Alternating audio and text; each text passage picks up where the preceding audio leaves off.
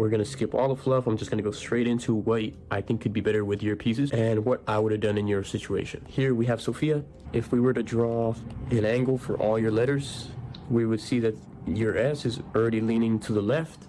You want all your letters to be leaning the same way. You can tell that most of your letters are going 90 degrees, basically up and down like this, when really you want all of your letters to be going 45-degree angle almost. That's what's gonna make them look a lot better. It's very easy to put them 90 degrees, especially when they're on the body, especially like on this area. But trying to keep your letters 45 degrees is always gonna be the best thing for you. That's the main issue I see with your piece here. Also, you have this flourish here. I feel like it's nice that you went thinner. You always want your flourishes to be a lot thinner, but here it feels very random. It feels like you just put it there to fill the space without knowing how to actually flow it with the rest of the letters and have it flow with the name as a whole piece. With me, the easiest solution that I usually do is I usually connect a flourish off of the P to fill the space next to it. So let me show you what that would look like. Usually I'll have my P's in this 45-degree angle, and I'll usually bring this here to fill the space. My P will be like this. With yours, since your P is so 90 degrees, it's very hard to bring a flourish off of it because the momentum is just going straight up like that. It's very difficult to create that oval. We're always trying to achieve ovals with our work. So that's why I recommend keeping everything 45-degree slant. I would have done something more along these lines. Obviously, this is very quick, just to demonstrate what I mean with the P, how I use the P to fill the negative space, because I always want to try to achieve this type of oval here. These ovals are basically what make it look good, especially when they're parallel, because the flourishes just kind of glide over them like this. That's pretty much what we're trying to achieve every single time. So my main thing, I would just say, keep all your letters with that 45-degree slant. If you can keep all your letters to have that 45-degree slant, it's going to look a lot better and it's going to be easier for you to attach your flourishes. Also, try to keep your flourishes really simple. I usually just try to, the least amount of lines I can use to create my flourish, the better. I noticed when I first started, I put a lot of lines into my flourishes and it would just get really busy and it would get distracting from the actual letters.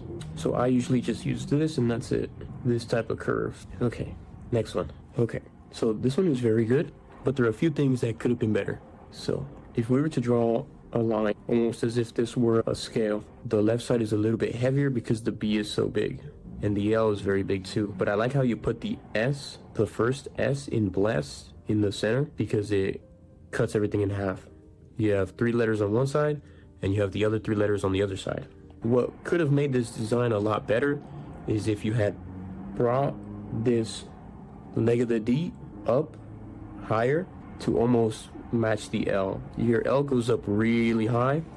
It would have been nice for the D to come up that high also, because I like to create that box, this box here, and I try to fill the box. So if this L comes past the box, ideally I would want the D to come past this box also, just to create a little bit more symmetry and just to have everything match a little bit more. Because if you look at Times New Roman, all these letters are in the same family.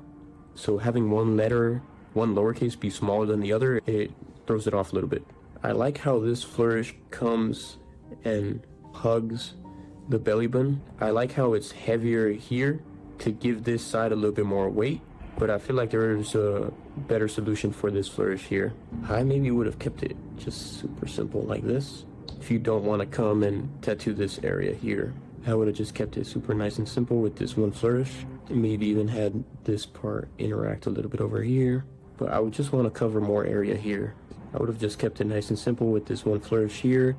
Maybe even, it could have been better if I moved it a little bit more, but maybe you could have thrown a flourish in here real quick. And then this flourish here, I feel like it doesn't really accomplish too much for you. It shoots out of this leg of the D, but it doesn't really accomplish too much. It doesn't give the overall word any more flow. It doesn't really fill up too much negative space.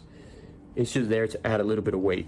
So I'm gonna try and smudge it out as well. Okay, so what I would have liked to have seen would be this D being longer, maybe even curling it this way to have a little bit of symmetry with the L.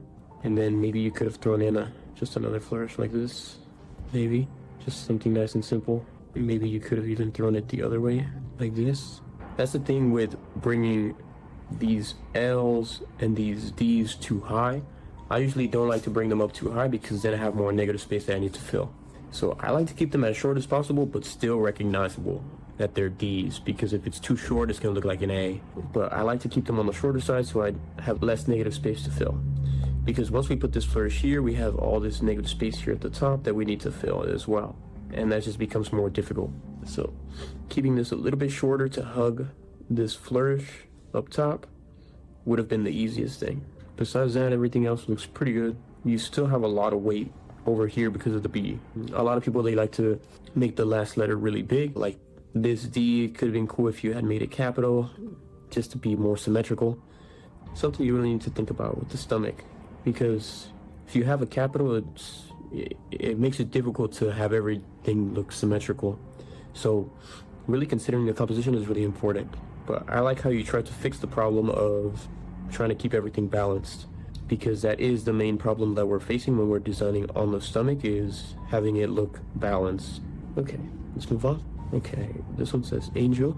Okay, so I want to find the baseline before anything else. I want to see what the baseline is and try and get the baseline to look straight. So it looks like your baseline is maybe a little bit off. Your baseline is going like this. So your A is very slanted. That's nice. This part of the N matches the slant. That's good. So your N is going this way, and this part of your G is going this way. And then the part of the G is going, the angle is different.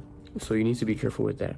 If the oval of the G is going in one direction, the bar of the G needs to go down with it as well and have the same angle. Because what we have here is they're not matching up. You have something like this going on. So that's what you really need to be careful of. That's probably the main flaw in the piece. The L is a little bit inconsistent. So that's the first thing. I always like to look at the angles. The angle of your letters is the main thing. Now let's look at your flourishes. I like how you have a flourish from the G. It's good. I just feel like there's so much weight here. It's very open here, and here it's not as open. So you want to take that into consideration, because that really can affect the weight of the word that you're doing. Also, you have a flourish that comes here like this, and then you have a flourish like this, and then this part of the A comes over here. So to me, this flourish right here feels unnecessary. It doesn't really do too much. It feels a little bit random, and I feel like shooting this bar of the A all the way over here there could have been a better option. I usually like to keep it just very minimal because I don't want it to push away my other letters. If you make it too long, it's going to start pushing away your other letters.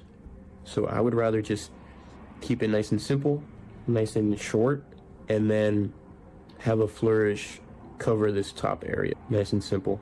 Because again, you want to think of the whole design as a box.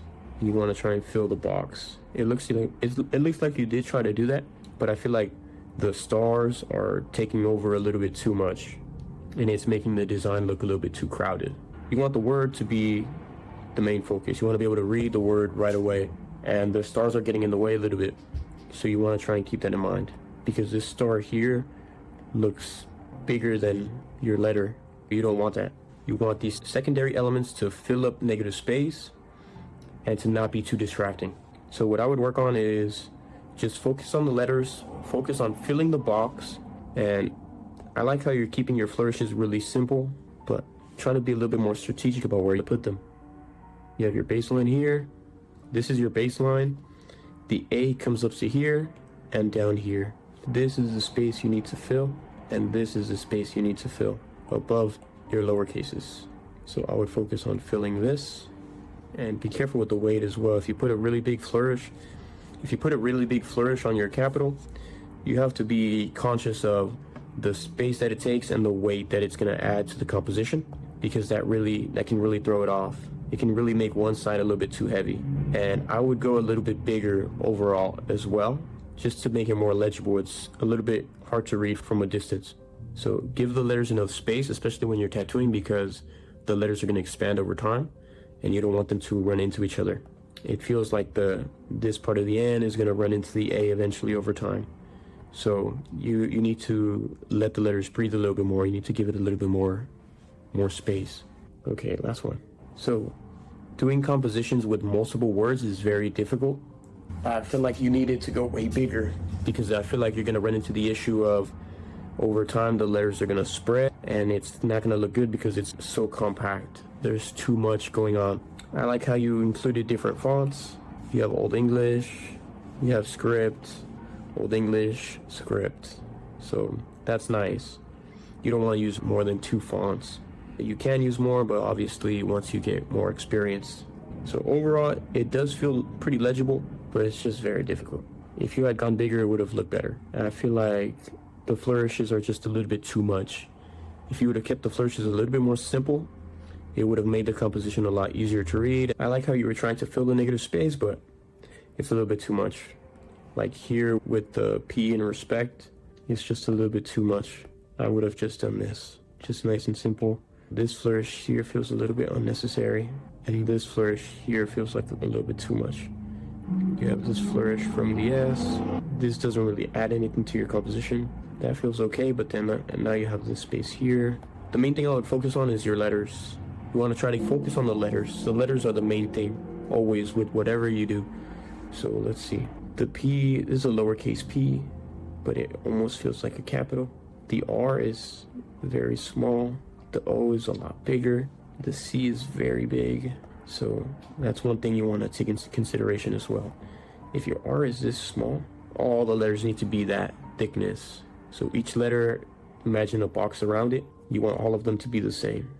Like the box around the O is way bigger than the R. Same here. Your C takes up this amount of space, and this E takes up this amount of space. See, big difference. So focus on your letters, focus on the angles, and your work is going to look a lot better. Okay guys, I hope that helped you guys understand a little bit more. It's always the fundamentals that you want to try and get perfect, especially with the letters. It's very easy to try and introduce the flourishes when you don't really know what you're doing, but the letters are the main thing, and the flourishes are always just going to be accents. If you can get the letters to have the same slant, the same thickness, and the same spacing, it's just going to look so much better. Keeping the flourishes nice and simple and using them to your advantage strategically is going to help you a lot more. And you have to think about the whole thing as a science and like a puzzle that you need to solve. All right. Thank you guys so much for watching.